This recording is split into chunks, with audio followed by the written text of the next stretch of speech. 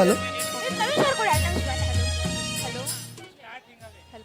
Hello ಸರ್ವರಿಗೂ ನಮಸ್ಕಾರಗಳು. ಆತ್ಮೀಯ ಬಂಧುಗಳೇ, ಒಂದು ಕಾಲ್ಪನಿಕ ಕಥೆಯಿಂದ ಪ್ರೇರಿತವಾಗಿರ್ತಕ್ಕಂತಹ ನ್ಯಾಯಾಲಯದ ದೃಶ್ಯವನ್ನು ನಾವೀಗ ನಿಮ್ಮ ಮುಂದೆ ಪ್ರಸ್ತುತಪಡಿಸಲು ಬಯಸುತ್ತಿದ್ದೇವೆ. ಇಲ್ಲಿ ನ್ಯಾಯವಾದಿಗಳು ಹಾಗೂ ನ್ಯಾಯಾಧೀಶರು ತಮ್ಮ ವಾದ ವಿವಾದಗಳ ಮೂಲಕ ನ್ಯಾಯ ತೀರ್ಮಾನ ಮಾಡಲು ಹೊರಟಿರ್ತಕ್ಕಂಥದ್ದು ಇಂದುಲೇಖ ಎಂಬ ಯುವತಿಯ ಕೊಲೆ ಪ್ರಕರಣದ ಕುರಿತು. ಆದರೆ ಆತ್ಮೀಯ ಬಂಧುಗಳೇ, ಇಂದುಲೇಖ ಯಾರು ಎಂಬ ಹಿನ್ನೆಲೆ ಕಥೆಯ ಬಗ್ಗೆ ನಿಮಗೆ ಸ್ಪಷ್ಟತೆ ಇಲ್ಲದಿದ್ದರೆ ಈ ದೃಶ್ಯ ಅರ್ಥವಾಗುವುದು ಅಸಾಧ್ಯ ಎಂಬುದು ನನ್ನ ಅನಿಸಿಕೆ. ಆದ ಕಾರಣ ಆ ಹಿನ್ನೆಲೆಯ ಕಥೆಯನ್ನು ಸಂಕ್ಷಿಪ್ತವಾಗಿ 4 ಸಾಲುಗಳಲ್ಲಿ ಹೇಳಲು ಇಚ್ಛಿಸುತ್ತೇನೆ. ದಯಮಾಡಿ ಎಲ್ಲ ಪ್ರೇಕ್ಷಕರು ಗಮನವಿಟ್ಟು ಕೇಳಬೇಕಾಗಿ ವಿನಂತಿ. ಇಂದುಲೇಖ ಎಂಬುವವಳು ಪ್ರಸಿದ್ಧ ನ್ಯಾಯಮೂರ್ತಿಯಾಗಿರ್ತಕ್ಕಂತಹ ಮೆನನ್ ಎನ್ನುವಂತಹ ಆಗರ್ಭ ಶ್ರೀಮಂತನ ಮಗಳು. ಆದರೆ ಆ ಇಂದುಲೇಖ ಆ ನ್ಯಾಯಮೂರ್ತಿಗಳಿಗೆ ಅನೈತಿಕ ಸಂಬಂಧದಿಂದ ಹುಟ್ಟಿರ್ತಕ್ಕಂಥ ನತದೃಷ್ಟ ಮಗಳು. ಹೀಗಾಗಿ ಆ ನ್ಯಾಯಮೂರ್ತಿಗಳ ಆಶ್ರಯದಲ್ಲಿ ಬೆಳೆಯಲಾರದೆ ಅನಾಥೆಯಾಗಿ ಬಾಲ್ಯದಲ್ಲಿಯೇ ತನ್ನ ತಾಯಿಯನ್ನು ಕಳೆದುಕೊಂಡು ಕಷ್ಟಪಟ್ಟು ವಿದ್ಯೆಯನ್ನು ಕಲಿತು ತನ್ನ ಹೊಟ್ಟೆ ಜೀವನಕ್ಕಾಗಿ ಹೊಟ್ಟೆಪಾಡಿಗಾಗಿ ಕಡಿಮೆ ಸಂಬಳದ ಒಂದು ಕೆಲಸವನ್ನು ಮಾಡುತ್ತಾ ಜೀವನವನ್ನು ಸಾಗಿಸ್ತಾ ಇರ್ತಾಳೆ. ಕೆಲವು ದಿನಗಳ ಆದ ನಂತರ ಅವಳಿಗೆ ಅನಿಸುತ್ತೆ, ಯಾಕೆ ನಾನು ಕಷ್ಟಪಡಬೇಕು, ನನಗೆ ಒಬ್ಬ ಜನಪ್ರಿಯ ಆಗರ್ಭ ಶ್ರೀಮಂತರಾಗಿರ್ತಕ್ಕಂಥ ತಂದೆ ಇದ್ದಾರೆ, ಅವರಿಗೆ ಹೋಗಿ ಭೇಟಿಯಾಗಿ ಅವರ ಆಶ್ರಯವನ್ನು ಪಡೆದುಕೊಳ್ಳಬಹುದು ಅನ್ನುವಂಥ ಅಪೇಕ್ಷೆ ಮಾಡಿ ಅವರನ್ನು ಭೇಟಿಯಾಗಲು ಹೋದಾಗ ತಂದೆಯಿಂದ ಅವಳಿಗೆ ಬಂದಿರತಕ್ಕಂಥದ್ದು ಸಿಕ್ಕಿರ್ತಕ್ಕಂಥದ್ದು ನೋವು, ಸಂಕಟ.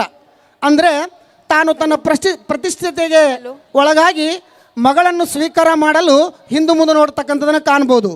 ಆದರೆ ಈ ಮೆನನ್ ಅನ್ನುವಂಥ ನ್ಯಾಯಮೂರ್ತಿಗಳಿಗೆ ಒಬ್ಬ ಮಗ ಇರ್ತಾನೆ ಈಗಾಗಲೇ, ಅವನ ಹೆಸರು ಇಂದುಚೂಡನ್. ಅವನೇನು ಮಾಡ್ತಾನೆ, ಈ ಕಥೆಯನ್ನು ಗೊತ್ತು ಮಾಡಿಕೊಂಡು ಆ ಇಂದುಲೇಖಳಿಗೆ ಎಲ್ಲಿಲ್ಲದ ಖುಷಿ ಆಗುತ್ತೆ, ಬಹಳ ಸಂತೋಷವಾಗುತ್ತೆ. ಆದರೆ ಆ ಸಂತೋಷ, ಆ ಖುಷಿ, ಆ ಸಂಭ್ರಮ ಆ ಒಂದು ರಾತ್ರಿಗೆ ಮಾತ್ರ ಸೀಮಿತವಾಗಿರುತ್ತೆ.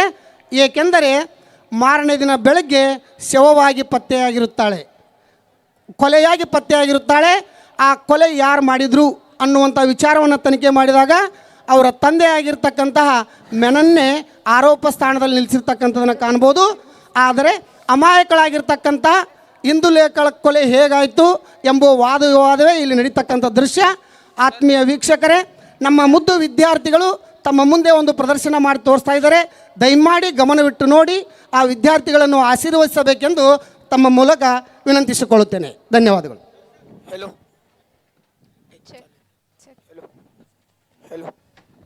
ಕೊರಲ ಸರ್, ಸತ್ಯನೂ ಹೊಟ್ಟೆನುವುದಿಲ್ಲ. Hello hello hello hello hello hello hello hello hello hello hello hello hello start. Hello hello hello hello hello start.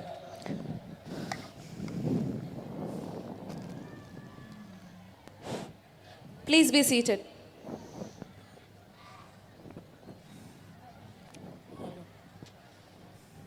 The court is in session. The court will now hear case number 127 of 2025 titled State versus Indulekha. PW number 1, Mr. Somshekhar.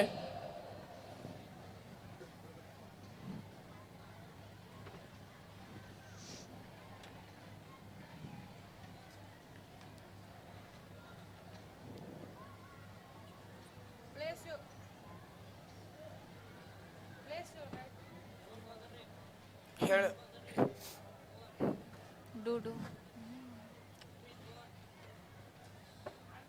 Place your right hand. I swear hello in the name of God In the name of God, that the evidence that the evidence I shall give I shall give before the honorable court before the honorable court will be the truth, will be the truth, the whole truth, the whole truth, and nothing but the truth. and nothing but the truth. Prosecution, you may proceed. Thank you, Your Honor. Hello. Mr. Somshekhar, you were the first person to report Indu's body to the police. Yes, I was the first person. Were you alone when you saw the body? No, Arun brother was with me. Oh, then do you and Arun live in the same house?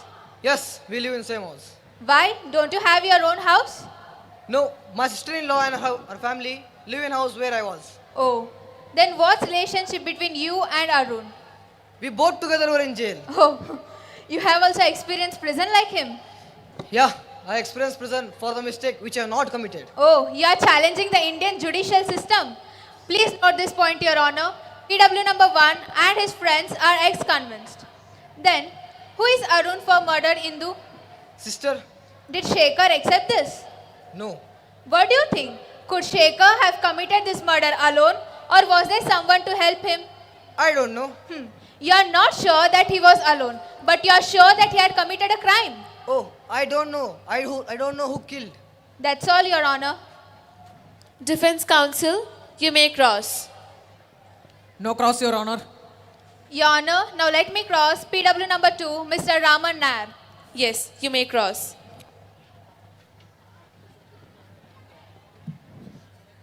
Mr. Raman Nair, how long have you been with defendant Shekhar? Around 30 years. Indu. Indu is the daughter of accused Shekhar, who no one else knew while he was working. When he thought his status in the society would be lost, he had to kill his own daughter without anyone knowing about it. And Mr. Raman Nair, on the day of the incident, did you visit Shekhar's house? Yes. At what time? At 9 p.m. I think Shekhar made you to stand out and went inside alone.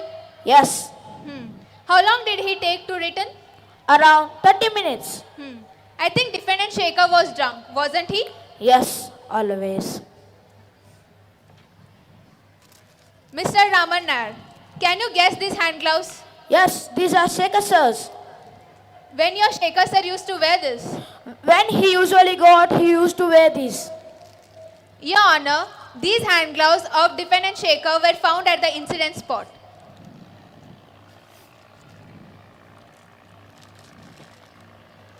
That's all, Your Honor. Defense counsel, you may proceed. Thank you, Your Honor.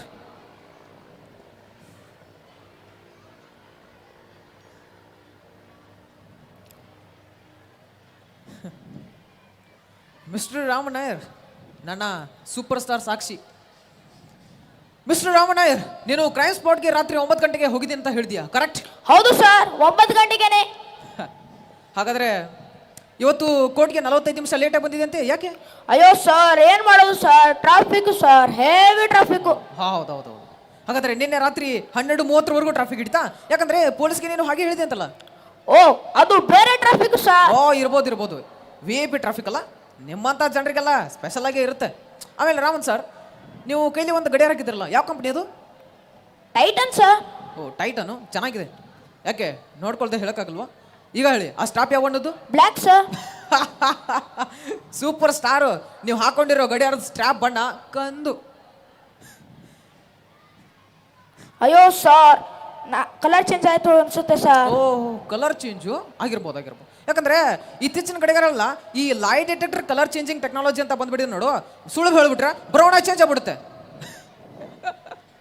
ಆಮೇಲೆ Raman sir, ನೀವು ತಲೆಗೆ ಯಾವ ಎಣ್ಣೆ ಹಚ್ತೀರಿ? ಯಾಕೆ sir? ಯಾಕಂದ್ರೆ ನಿಮ್ಮ ಬುದ್ಧಿ ಈ ಬಾತ್ರೂಮ್ನಲ್ಲಿ ಅವ್ರು ಸಾಬೂನು ಹಸದಾಗಿದೆ ನೋಡು, ಅದಕ್ಕೆ. ಈ ಆದಿವಾಸಿ ಸೂಪರ್ ಮೆಮೊರಿ ಹೇರ್ ಆಯಿಲ್ ಅಂತ ಇದೆ, ಅದನ್ನು ದಿನಾಲೂ ಹಚ್ಚಿ, ಅವಾಗ ನಿಮ್ಮ ತಲೆ ಕೂಲಾಗೂ ಇರುತ್ತೆ, ನಿಮ್ಮ ತಲೆ ಕೂದಲು ಬರುತ್ತೆ, ಆಮೇಲೆ ಆ ಸ್ಟ್ರಾಪ್ ಬಣ್ಣ ಕೂಡ ನೀವು ತಪ್ಪಳಲ್ಲ. Mr. Lawyer, please avoid advertisement inside the court. ಸರಿ ಮೈ ಲಾರ್ಡ್. ಮಿಸ್ಟರ್ ರಾಮನ್, ಈಗ ನೀವು ಜಾಗತ್ರ ಉತ್ತರಿಸಿ. ಆರೋಪಿಯನ್ನ ನೀವು ರಾತ್ರಿ 9 ಗಂಟೆಗೆ ಓಡೋದೇನ ನೋಡಿದೆ ಅಂತ ಹೇಳಿದ್ಯಾ, ಕರೆಕ್ಟ್? ಹೌದು ಸರ್, 100%. ಅದ್ಭುತ. ಯಾಕಂದ್ರೆ ನಿನ್ನ ಮೊಬೈಲ್ ಲೊಕೇಶನ್ ಹೇಳೋ ಪ್ರಕಾರ ನೀನು ರಾತ್ರಿ 9:20ವರೆಗೂ ಗೋವಿಂದನ್ ಟೀ ಅಂಗಡಿಲಿ ಲೆಮನ್ ಟೀ ಕುಡ್ಕೊಂಡು ಕ್ರಿಕೆಟ್ ಸ್ಕೋರ್ ಬಗ್ಗೆ ಜಗಳ ಮಾಡ್ತಿದ್ದೆ ಅಂತೆ. ಆಗಿರ್ಬೋದು ಸರ್, ಕುಡಿಯುತ್ತಾ ನೋಡುತ್ತಿದ್ದೆ ಅನ್ಸುತ್ತೆ.